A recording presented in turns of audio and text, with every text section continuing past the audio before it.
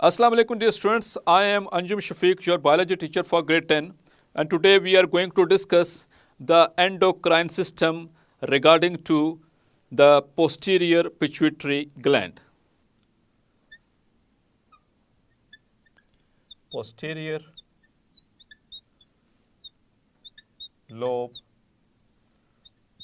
of pituitary gland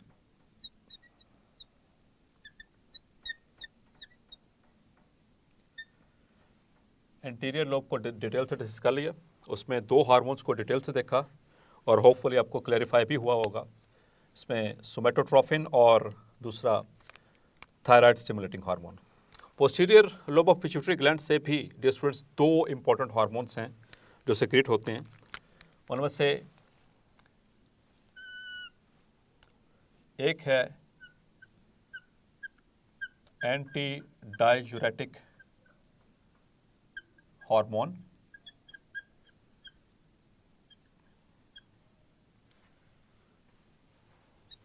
और ADH और दूसरा है ऑक्सीटोसिन।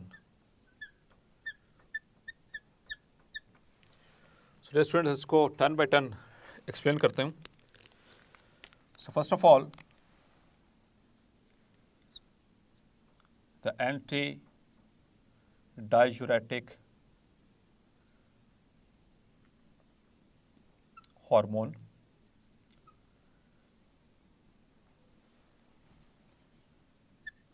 ADH और vasopressin.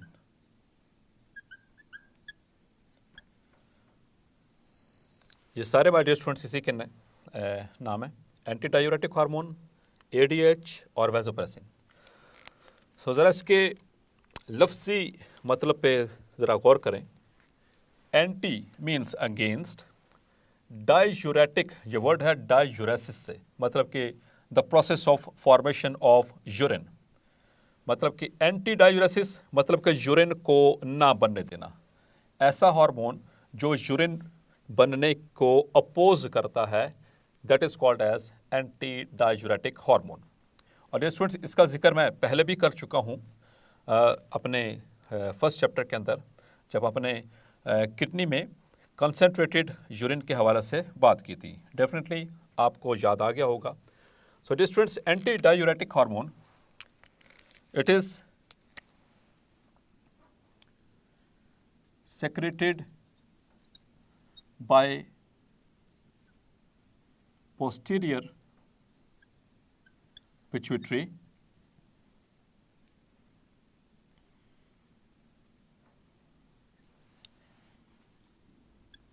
when the body is suffering from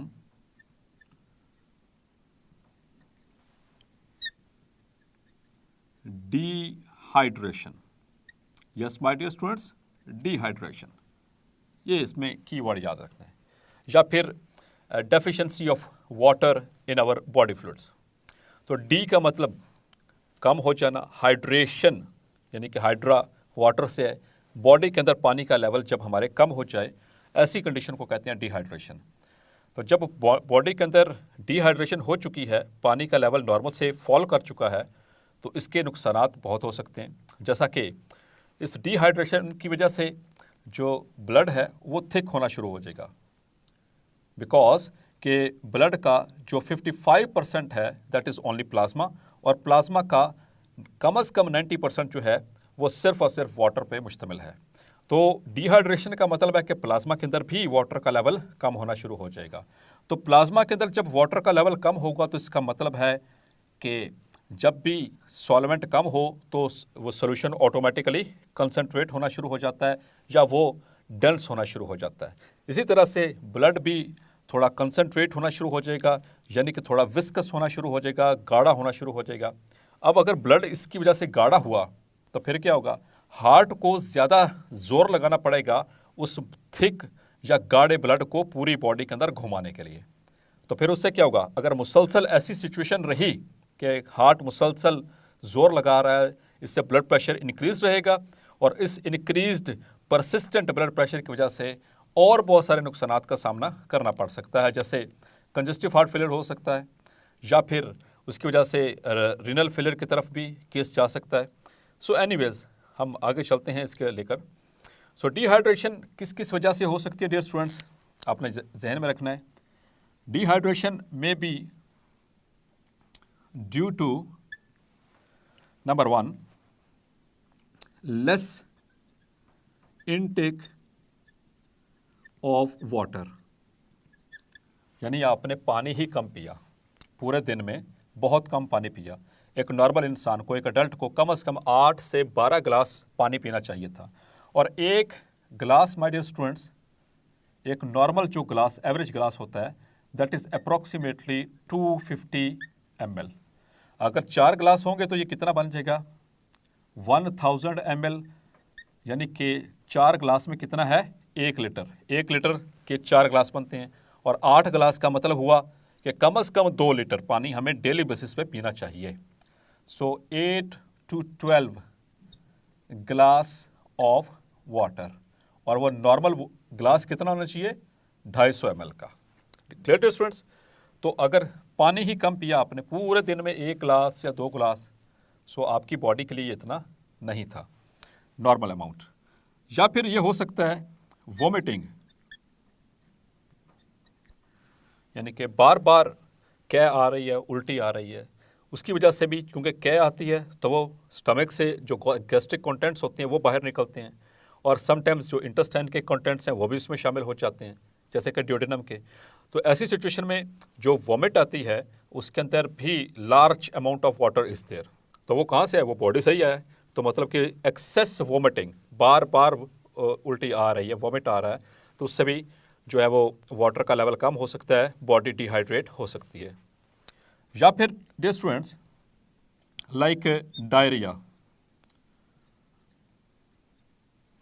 yes diarrhoea, ये भी डाइजेस्टिव ट्रैक की ही डिजीज़ है या कंडीशन है, जिसमें कि लूज मोशन स्टार्ट हो जाते हैं, जिसमें वाटरी स्टूल पास होता है, और उसमें भी जब, क्योंकि कॉलन जो है वो वाटर को एब्जॉर्ब नहीं कर पा रही। आपको पता है डियर स्टूडेंट्स के वाटर ने कहाँ से एब्जॉर्ब होना था, थ्रू द कॉलम, और कॉलम जो कॉलन है वो सही तरह से एब्जॉर्ब नहीं कर पा रही due to certain reasons, infection की वजह से या उसकी मोटिलिटी इंक्रीज होने की वजह से, तो it will lead to water stools. तो उसमें भी वाटर लॉस हो रहा है जो आपने पिया था। या फिर ब्लड लॉस, यानी खून निकल जाना, ज़्यादा खून निकल जाना, specially in case of major accidents. जब कोई बड़ा एक्सीडेंट हो और जिस्म का कोई बड़ा हिस्सा जो है वो टूट जाए या कट ऑफ हो जाए, तो ज़्यादा जब खून बहेगा तो उस वजह से भी, क्योंकि ब्लड के अंदर आपने पढ़ा कि 55% प्लाज्मा, और उस 55% का 90% से भी ज़्यादा सिर्फ वाटर है, so it will lead to dehydration. इसी तरह से डियर स्टूडेंट्स एक और भी कंडीशन हो सकती है, दैट इज़ हाइपर स्वेटिंग,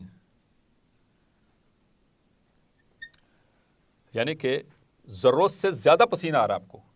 तो ऐसी सिचुएशन में भी, क्योंकि स्वेट जो है, स्वेट के अंदर भी मेजर जो इंग्रेडिएंट है दैट इज़ द वाटर, तो उससे भी वाटर लॉस होता रहेगा। या फिर डियर स्टूडेंट्स एक और कंडीशन हो सकती है फ्रीक्वेंट यूरिनेशन, बार बार पेशाब आई जा रहा है और ख़ास तौर पर डाइल्यूट यूरिन आ रहा है, सो ऐसी कंडीशन में भी वाटर लॉस होने के खतरात मौजूद हैं। सो डियर स्टूडेंट्स ये कुछ ऐसे कंडीशंस थी जो कि लीड करती हैं towards dehydration.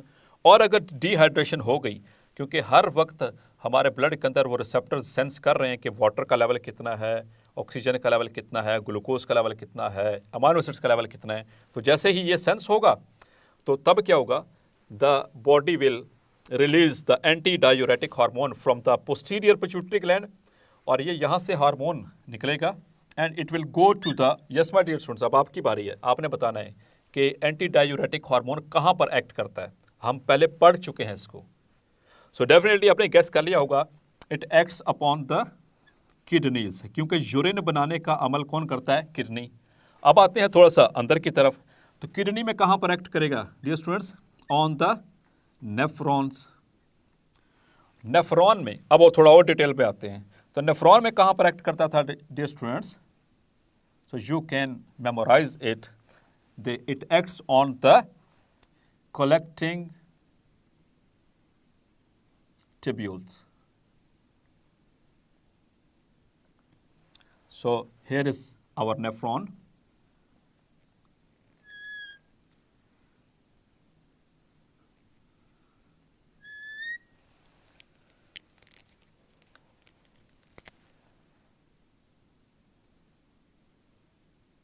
So this is glomerulus, peritubular capillaries, और एब्रिविएशन डेफिनेटली आपको याद होंगी. This is glomerulus, which is a tuft of capillaries. This is Bowman's capsule.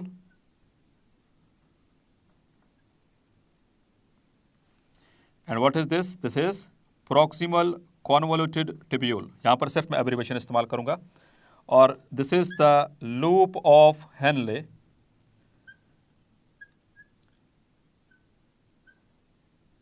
And what is this, my dear students? This is distal convoluted tubule. And what is this? This structure is actually the collecting tubule. और यहाँ पर आकर बहुत सारे और nephrons की distal tubules, convoluted tubules आकर drain कर रही हैं. सो डियर स्टूडेंट्स, ये हार्मोन जो है the ADH will act on this one. तो यहाँ से क्या करवाता वो? अब इसका फंक्शन क्या है? यहाँ पर एक्ट तो कर लिया कलेक्टिंग ट्यूब्यूल से. सो कलेक्टिंग ट्यूब्यूल्स को ऊपर एक्ट करके it causes the reabsorption of, yes my dear students, किसकी रीएब्जॉर्प्शन करवाया गया? क्या सॉल्ट्स की, क्या नाइट्रोजनस वेस्ट की, या सोडियम आयंस की, या फिर वाटर की? Yes, you are right, the reabsorption of water. जिसकी कमी हो चुकी है, जाहिर बात है उसी को ही इसने रीअब्जॉर्ब कराना, इसका काम ही यही है. तो यहाँ से वाटर रीअब्जॉर्ब करवाएगा कलेक्टिंग डक्ट्स में से या कलेक्टिंग ट्यूब्यूल में से, एंड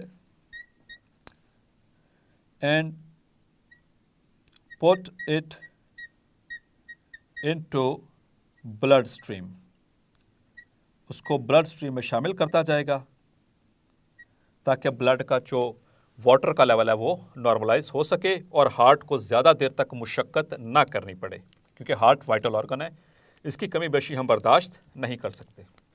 सो डियर स्टूडेंट्स, आपने देखा कि किस तरह से जो एंटी डायूरेटिक हार्मोन है वो हमें हेल्प करता है. अब आते हैं इसके दूसरे हार्मोन की तरफ, दैट इज़ ऑक्सीटोसिन. इसको मैं यहाँ पर एक्सप्लेन करूँगा. So oxytocin, very important hormone, very very important hormone. ये माय डियर स्टूडेंट्स, ये रिलीज होता है from the posterior pituitary in response to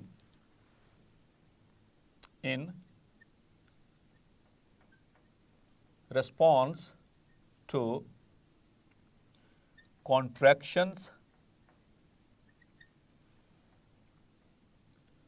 in the uterus.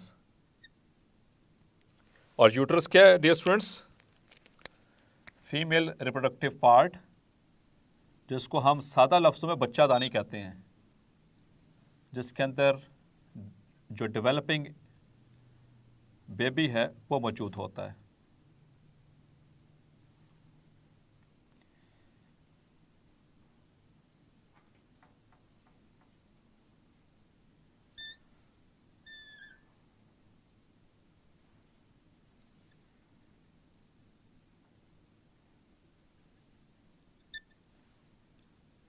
Yes, my dear students.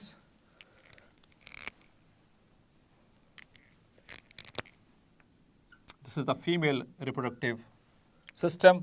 जब आगे चल के पढ़ेंगे तो डिटेल के साथ ही पढ़ेंगे. यहाँ पर से रफली बताना चाहता हूँ कि यूट्रस क्या है. अगर मेरे किसी स्टूडेंट को नहीं पता तो उसको पता होना चाहिए, उसके कंसेप्ट्स क्लियर होने चाहिए. So this part is called as uterus. This is oviduct. This is ovary, and this is vagina, and this one is cervix. तो बेबी इज़ ओवर हेयर, यहाँ पर बेबी मौजूद है ये वोम्ब के अंदर। जब इसके डेवलपमेंट का प्रोसेस मुकम्मल हो चुका है, यानी इसके 9 महीने पूरे हो चुके, अब इसको बाहर निकलना है। So how does this happens कि ये यूट्रस कॉन्ट्रैक्ट करेगी, यूट्रस कॉन्ट्रैक्ट करेगी। जब यूट्रस कॉन्ट्रैक्ट करेगी तो इसके नतीजे में जो रिफ्लेक्स है वो जाएगा टू द पोस्टीरियर पिट्यूटरी, और पोस्टीरियर पिट्यूटरी से रिलीज होगा ऑक्सीटोसिन, और ऑक्सीटोसिन आकर इस यूट्रस के ऊपर एक्ट करेगा और इसकी कंट्रैक्शंस को मज़ीद बढ़ा देगा, मज़ीद ताकतवर कर देगा, ताकि बेबी जो है वो डिलीवर हो सके। Clear my dear students? और इसके अलावा ऑक्सीटोसिन का एक और भी रोल है, it is also involve in milk ejaculation. Mammary glands में से, यानी कि ब्रेस्ट ग्लैंड में से जो मिल्क की एजैकुलेशन है उसको भी ये कंट्रोल करता है ऑक्सीटोसिन। जब बच्चा माँ का दूध पी रहा होता है तो उस वक्त ये हार्मोन रिलीज होता है और ये जो डक्ट्स होती हैं मेमरी ग्लैंड्स के अंदर, उसमें से मिल्क को इजैकुलेट करवाता है। Yes my dear students? और यहाँ पर एक और इंटरेस्टिंग इन्फॉर्मेशन देता चलूँ।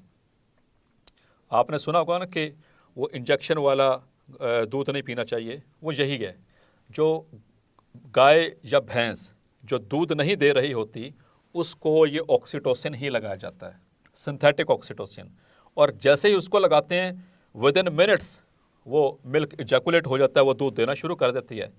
लेकिन ऐसा दूध ख़तरनाक है बिकॉज के ये हार्मोन उनके मिल्क के अंदर भी सेक्रेट हो सकता है। इसी तरह से डियर स्टूडेंट्स एक और चीज़ बताता चलूँ regarding the anti diuretic hormone. अगर एंटी डायूरेटिक हार्मोन एब्सेंट हो, इफ़ ADH इज़ एब्सेंट, अगर ये ना रिलीज हो रहा हो या हमारी वो पोस्टीरियर पिट्यूटरी को ना बना रही हो, तो फिर क्या होगा? It leads to the formation of large quantities of dilute urine. क्योंकि ये तो यूरिन बनने के अमल को रोक रहा था, लेकिन जब ये नहीं सेक्रेट हो रहा तो फिर क्या होगा? बहुत ज़्यादा क्वांटिटी के अंदर डाइल्यूट यूरिन बनना शुरू हो जाएगा, और इस कंडीशन को कहते हैं diabetes insipidus. Yes my dear students, ये याद रखना है, डायबिटीज़ इंस्पाइडस। ये डायबिटीज़ मिलेटस नहीं कह रहा हूँ, डायबिटीज़ मिलेटस शुगर को कहते हैं, ये डायबिटीज़ इंस्पाइडस ये और चीज़ है, ठीक है, जो कि किस वजह से हो रही है? Due to the low secretion और डेफिशिएंसी और absence of anti diuretic hormone, it leads to diabetes insipidus, जिसमें large quantities of very dilute urine and dilute urine are formed. It may also lead to the dehydration of the body. So dear students, देखा कि जब हमारी body में पानी की कमी होती है तो किस तरह से अल्लाह ताला ने कितना खूबसूरत मैकेनिज्म बनाया कि एंटी डायूरेटिक हार्मोन उसको आकर बचा लेता है। सो होपफुली आज का लेक्चर आपको क्लियर हो गया होगा। मिलते हैं नेक्स्ट लेक्चर में, तब तक अपना ख्याल रखिएगा। अल्लाह हाफिज़।